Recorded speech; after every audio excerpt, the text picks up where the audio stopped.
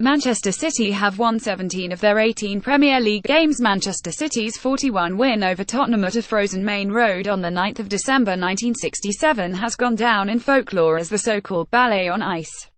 Just over 50 years on, Pep Guardiola's modern-day side produced a masterclass in the mist against those same opponents as Spurs, regarded as one of the Premier League's superpowers, were outclassed by the same scoreline at Etihad Stadium. City's win on Saturday put them 14 points clear at the top of the table, increased their winning league sequence to 16 games and threatens to turn the title race into a procession before the turn of the year. So are Manchester City now on course to eclipse the great sides of the Premier League era. History in the making. Manchester City's remarkable start to the season has not simply been a sustained attack on every opponent across their path. Only Everton have taken points off them, but now has the potential to turn into an assault on the record books. City's 16th successive league victory, achieved with such style and emphasis against opponents ranked as possible Premier League challengers at the start of the season, extended the record they set in midweek for the highest number of consecutive wins. Of the many milestones achieved already, this latest victory means City are the first team since Wolves in 195,354 to beat Arsenal, Chelsea, Liverpool, Manchester United and Tottenham in the league before Christmas. The winning run is unlikely to end here, with the opportunities presented by upcoming games at home to Bournemouth and away to Newcastle United and Crystal Palace unlikely to be wasted. They are on course to break Chelsea's record of 30 wins in a Premier League campaign, a feat Antonio Conte's side achieved last season. City already have 17 and need only 14 from their remaining 20 fixtures to achieve that feat. Man City, one of the best teams ever. Chelsea also hold the record for total points won in a season, 95 in 200,405 under manager Jose Mourinho. City are well on course, having already amassed 52 in their first 18 games, a tally which means they have equalled the record for the highest points total before Christmas, a record they share with Manchester United, though Sir Alex Ferguson's side took 21 games to reach the mark in 1993. If this is all not evidence enough of a side with designs on greatness, what about these? Guardiola's side have a goal difference of 44, the same as that of nearest rivals Manchester United and Chelsea combined. The biggest goal difference in Premier League history is the 71 of Carlo Ancelotti's double-winning side of 200,910. They also had the highest goals tally in the league with 103, with City currently on 56 with less than half of the campaign gone.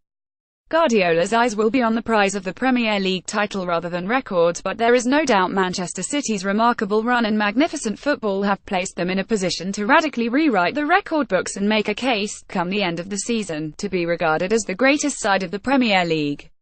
Who must Man City eclipse to be genuine greats? The Manchester United team of the early mid-1990s, featuring the likes of Eric Cantona and Peter Schmeichel, was the first of the teams in the Premier League era with a claim to greatness. Manchester City are already being hailed by many observers as the finest side to grace the Premier League, but to confirm that status, they must lift the crown and more besides. Arsenal, Chelsea and Manchester United can all lay claim to Premier League domination at various stages and all have special achievements that Manchester City must emulate to sit comfortably alongside teams assembled by Arsène Wenger, Jose Mourinho, Carlo Ancelotti and Antonio Conte at Chelsea, and of course Ferguson at Manchester United. Wenger's double-winning Arsenal side of 1998 was a classic of its kind. He moulded the English strength of goalkeeper David Seaman and defenders Lee Dixon, Martin Keown, Steve Bold, Tony Adams and Nigel Winterburn onto the midfield power of Patrick Vieira and Emmanuel Petit, the Dutch masters Marc Overmars and Dennis Bergkamp, and the attacking strength of Ian Wright and Nicolas Anelka. Arsenal had a series of high-quality teams under Arsène Wenger, including this one featuring an all-English back four and goalkeeper Hay repeated the feat in 20,012,002 after adding two more brilliant France stars in Robert Perez and Thierry Henry before the famous Invincibles, who went unbeaten in 38 Premier League games in 200,304, a record many believe Manchester City can match. Ferguson's greatness at United was spread over 2 decades and a roll call of greats such as goalkeeper Peter Schmeichel, the so-called class of '92 with David Beckham, Ryan Giggs, Paul Scholes, Gary and Philip Neville and Nicky Butt, augmented by others such as Roy Keane and Eric Cantona and many more.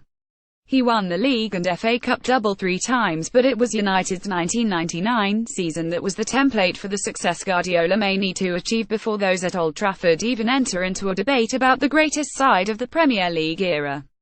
Manchester United won the perfect treble of League, FA Cup and Champions League, a three-pronged achievement even the greatest sides, and those from the pre-Premier League era such as Liverpool in the 1970s and 80s, were unable to complete. Chelsea can make cases of their own through titles won under Mourinho and Conte, with the achievements of Ancelotti's side in 200,910 when the Italian won the double arguably underrated. So the debate around whether Manchester City are the greatest side of the Premier League era has started, but it has a long way to go before it is concluded.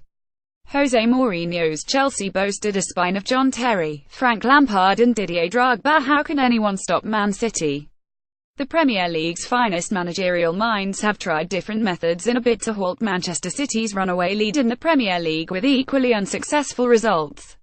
Manchester United manager Mourinho adopted a conservative approach as opposed to taking City on eye-to-eye at Old Trafford last Sunday, but saw his side comprehensively outplayed despite the slender 21 scoreline. Mauricio Pochettino went for the more attacking approach with Spurs, and while he could point to City keeper Ederson's brilliant save from Harry Kane with the score 10, the brutal truth is the visitors were shredded on numerous occasions and the final result could have been even more convincing than 41. Huddersfield Town, Southampton and West Ham United went for a strategy of manning the defensive barricades and a siege mentality of attempting to crowd Manchester City out with numbers. It was a policy that almost worked but not quite. All three were defeated by late goals as City showed they could play the patience game of passing and pressing before taking the decisive opportunity. Any attempt to smother City in midfield sees Guardiola utilize the burning pace of Leroy Sane and the new goalrick Raheem Sterling as width, while the array of attacking options offered by the likes of Gabriel Jesus and Sergio Aguero mean they simply carry too much variety and firepower. And in Manchester City's creative hub they have David Silva, a Premier League great and one of the finest players to represent the club, and Kevin De Bruyne, who is now world-class. Silva was the orchestrator at Old Trafford, and in his absence against Spurs De Bruyne was simply sensational. Silva's replacement, the hugely gifted Ilkay Gundogan, finally free from injury, took the chance to make his mark by scoring the opening goal with a stooping header. De Bruyne survived a shocking tackle from the disappointing Dele Alli. England manager Gareth Southgate will hope it is a closer battle when he confronts the Belgian at next summer's World Cup to channel his anger into brilliance. He scored City's second, won a penalty after he was fouled by compatriot Jan Vertonghen, and helped set up the third for Sterling. It would be a remarkable feat to go 38 games unbeaten. So many factors all need to come together over an entire season, but at present Manchester City's opponents may feel they can cut off one threat only to be brought down by another. The Premier League records are there to be broken. The debate about Manchester City's claim to be the greatest side of this Premier League era will rage. One thing is certain: we are witnessing something very special.